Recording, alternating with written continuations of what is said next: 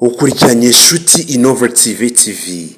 No kuvuga ngo rero icyitwa gukunda abakobwa byageze aho ngaho, ntibiba kubakunda gusa, ahubwo gukunda abakobwa byageze aho ngaho bihinduka nk'indwara ku bantu bamwe na bamwe. Ngira ngo murabizi ko nk'uko abantu benshi bakunze kubibona, cyangwa se nawe uzakunda kubibona muri iki gihe tugezemo, kuba umunezero w'isi usiga uhuzwa n'ibintu bigira nko muri bitatu kandi bikomeye.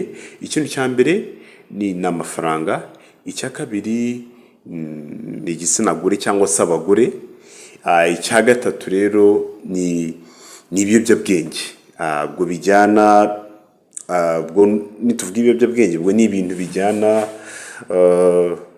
no kunywa ibintu by'ibitabi, ibintu bya drugs byose muba muzi nyine biza byose bikamfekta umuntu, kuburyo umuntu aba addicted n'ibyo biyobyabwenge. Ariko n'uyu munsi ndagira ngo dufokasinge ku ndwara yagiye igaragara mu bantu benshi. Ni indwara abantu benshi batazi ko barwaye, ariko burya ikintu akenshi kibasira ubwonko bw'umuntu kugeza aho kibasha kubukontorora. Icyo kintu gihindika indwara.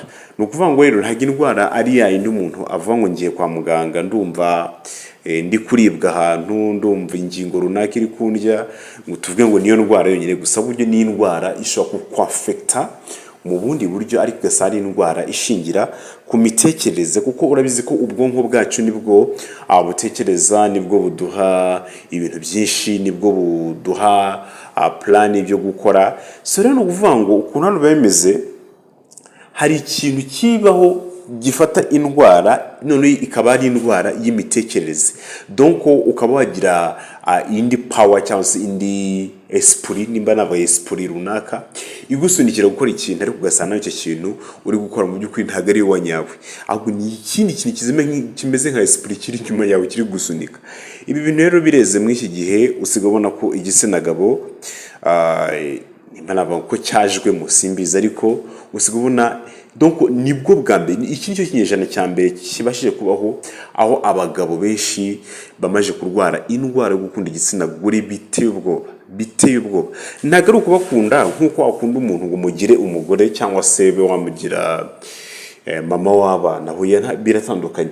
Ahubwo ni ugukunda umuntu, ahubwo ugakunda abantu bose muri rusange. Urugero, nimba ari umukobwa asanga ntiwakunda umukobwa umwe, niba ari umugore uzasanga ntiwakunda umugore umwe, ahubwo ugasanga urashaka gufata n'uwahehe, ugafata Claudine, ugafata Nyiramariza, ugafata Alice, ugafata Aline, ugafata Indesi, ugafata Gihuza, ugasanga ufashe nk'abakobwa bose, ukumva bose bakwiye kuba bawe. Iriya rero ni indwara ishingira mu mitekerereze y'umuntu, aho umuntu ababashije, aho agira no akabasha gukontororwa n'ikintu kimeze nko gukunda abakobwa cyane gikabije. Ibi bintu bireze cyane, aho usigaye ugasanga umuntu kumva ko atari kumwe n'umukobwa, ukumva hari ikintu abura, watekereza ko nta mukobwa muri kumwe, nta mukobwa w'inshuti yawe bifite, ukumva nyine biguteje ikibazo cyane. Ibi rero ni ikintu gikunze kugaragara cyane, ariko none benshi ntabwo bazi ko ari indwara. Iyi ni indwara yibasira imitekerereze, kuko impamvu iyi ndwara iba inakomeye cyane, ubu ni kuvuga ngo uko Imana yaremye ibintu ku isi, yaremye ko umuntu wese azagira uwo akunda, hanyuma akamushima, akaba yamugira umugore. Niko ubundi bimeze, niko byaremeze. Ariko ubu ngubu rero ibintu biratandukanye cyane pe. Aho bitandukaniye cyane kurushaho, ndetse no kurushaho cyane, nuko ibyari bigenewe iyo gahunda cyangwa se iyo program nk'iyo ngiyo, ahubwo byahindutse. Noneho abantu ko basigaye noneho bavuga ati nakunda uriya, nafata uyu nguyu. Donc ukumva nawe ubwo ugasanga kuba ufite umugore umwe ntibikunyuze, ugasanga uhora iteka ryose ubwonko bwawe bimeze nkaho hari ikintu kikuri mu mutwe cyori kikubwira ati hari ikintu uri kubura, ukamera nkaho ufite indi mbaraga iri inyuma iri kugusunika kongera ku. Donc niyo mpamvu ugasanga rero rimwe na rimwe nk'abantu iyi ndwara ikunze kwibasira nk'abantu bageze mu zabukuru. Umuntu ageze mu zabukuru afite aruzukuruje, ni mukuru n'umusaza yamaje kuzana imvi iwana umuntu yashaje pe, ariko ugasanga ka karwara ko gukunda abakobwa abo babyise andi mazina ngo bayita ngo n'utwana dutoya yo gukunda ngo utwana ngo ukunda nk'ibyana. Ibi rero niyo mpamvu ibi bireze cyane, niyo mpamvu ugasanga nyine abantu benshi bagenda biha inyito zigiye zitandukanye, ariko byose ni ubwoko bumwe bw'irari. Yes, kuko buriya hari irari umuntu agira ryo gusambana n'undi, ariko hakaba n'irindi riza rigenze rya rindi ryo n'ubwoko bw'irari noneho bushobora gutuma ukunda igitsina gore biteye ubwoba, ku buryo ugasanga umuntu akunda abagore cyangwa akunda abakobwa cyane kurusha yewe ugasanga nabo bantu b'inshuti zagira kurusha uko agira inshuti ze z'abasore.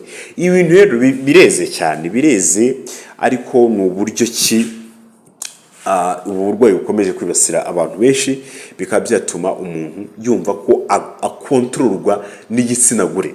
Umuntu akumva ko agomba gukontororwa n'igitsina gore cyangwa gukontororwa, ugasanga nk'umugabo wiyubashye ukomeye unashaje rwose ukuze wuze ukurushe akontrowe n'akana katarengeje imyaka 16 n'irindwi kakamukontorora just umuntu ugasanga. Ibyo rero bireze kandi sinaha gusa mu Rwanda, ni ikibazo kiri ku isi yose, aho uza ugasanga igitsina gore kiri nyine donc nimba navuga ngo sinzi uko nabivuga, ariko ugasanga igitsina gabo cyinshi kiri gukontororwa n'igitsina gore cyane. Ibi bintu bireze cyane, ndetse bireze cyane. So rero hari uburyo ushobora kwirinda iki kintu, kuko impamvu bivuze gutya uzanibona nk'ubu hari igihe ujya ahantu ugasanga wasanze urugero nk'abakobwa cyangwa se umukobwa, ukumva nyine kuba umukobwa runaka utamuvugishije ngo ucyuhe akanimero ke, ukumva mu by'ukuri ukumva ari ikintu gikomeye uhombye, ukaba warakaye, kandi mu by'ukuri ufite undi ku ruhande cyangwa se ufite n'umugore mu rugo, ariko nyine kuba ko ya ndwara yakugiyemo ukumva ko ugomba gufatisha hano na hano. So ibyo rero bituma ari iki, iyo ndwara ikomeza kwafekta abantu benshi muri iki gihe bararwaye, igitsina gabo mw'iki gihe kirwaye iyo ndwara cyane. Ndetse bishoboka pe ugasanga, reka tujye nk'urugero, ugasanga nk'umuhungu ukiri kwiyubaka, ukiri gushaka ubuzima, ugasanga mu by'ukuri kuko yitwa ko afite umukobwa akunda, akavuga ati ntabwo byakunda ko amafaranga nkorera shobora kuyabika ngo bikunde, bitewe nuko mfite umukobwa anyakaye umusatsi, anyakaye inzara, anyaka aya airtime. So by'ukuri ugasanga rero umuntu abikora agamije gushimisha umukunzi we ngo atamucika, cyangwa akabona ko nta cyamumari, ariko mu by'ukuri ntabwo ari urukundo, ahubwo impamvu abikora yamajije kugera muri hahandi abasha gukontororwa n'iki, no gukunda abagore cyane byakabije. Rero ibi rero biragera aho ngaho bigahinduka indwara. Hanyuma rero umuti ni uwuhe rero? Umuti icyambere ni ugusubira ku isoko. Icyambere cyo ugomba kumenya ko burya umugabo nutagamburuzwa ku ijambo, umugabo nutagamburuzwa n'ikintu icyo ari cyo cyose gipfuye kuboneka. Niyo mpamvu kuba umuntu umugabo si imyaka gusa, si igihagararo, si imvi, si ugusaza. Kuba umugabo ni mu mutwe, aho niho bita umuntu yabaye umugabo. So rero nubasha gukontora intekerezo zawe, ugakontora intekerezo zawe, ibyo zikubwira ukavuga ati ibi bintu ntabwo ari byo, ugatekereza ko ugomba gufata igihe umugeza ntekerezo ziri kukwereka kujya kureba umukobwa runaka, kugira inshuti nyinshi z'abakobwa, ukarunda mu by'ukuri, ugasanga kandi bimwe byinshi muri byo ntibigusubindikira mu byaha n'ibindi bintu nk'ibyo. Ni byiza ko ugomba gukontora intekerezo zawe, ukazibwira uti sigaho, hari umurongo nahisemo. Erega ibintu byose ku isi siko byose, nubwo tubona ko ari byiza, ariko siko byose ari byiza, siko byose bitugenewe mu isi, tugomba kwimenya. Ubwo rero ibi byose akenshi biba bifite aho biba bihurira n'iki, n'aho isi igeze, ikindi biba bifite n'aho biba bihurira n'izindi esprit zindi zigiye zitandukanye. Niyo mpamvu ari na byiza ko abantu bajya bacishamo bakanasenga. So rero icyo nshaka kuvuga cyo nagiye nkumenyesha, nimba uzi ko ufite iki kibazo, ntuzirwe hirya no hino, urarwaye, ukeneye rwose ubujyanama kandi ukeneye ubuvuzi. aha ariko kumba mbacira ku mayange mw'abantu mwe mw'abagabo mw'abasore mbacira ku mayange kujya mujye muri iki abantu babagabo ndabashimiye rero nimba murwaye indwara mutangire mutoze intekerezo zanyu muzebwete sigaho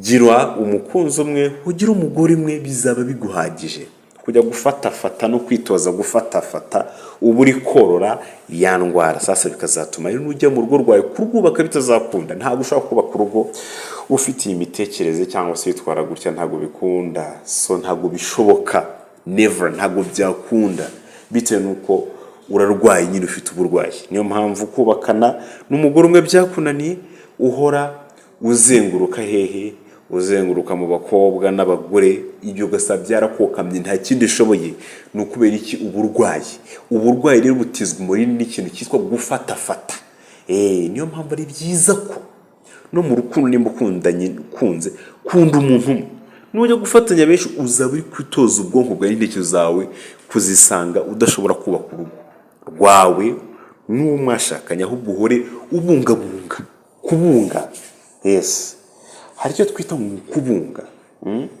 ugasanga umuntu ahora abunga buri munsi umuntu ahora abunga buri munsi ibyo uzabunga kugeza ryari cyangwa uzazerera kugeza ryari ese mu by'ukuri wumva utabangamiwe garuka ku isoko garuka ku rufatiro ndabakunda ndabashimiye tuzakomeza tujye tuganira byinshi by'inama zubaka nimukore subscribe kandi mujye muba abasirimu mujye muri ibi kiganiro mukirangize ubwo nibwo busirimu bwawe kuza ukareba ku kiganiro ukahita ugenda utarebye ubwo ntabwo ari ubusirimu kandi wibuke no gukora subscribe kuko ni inshingano mwana kandi ni inshingano nziza kuko natwe ibiganiro tukugezaho ndibwira ko bikubera byiza turagushimiye rero ubwa neza ariko indwara abantu bayirwaye mu by'ukuri umva nuko bashakira umuganga pe nimba uzi ko indwara kokamye nyandikira muri inbox cyangwa se uce hano muri comment umbwira uko byumva turebe icyo kugukorera maybe ko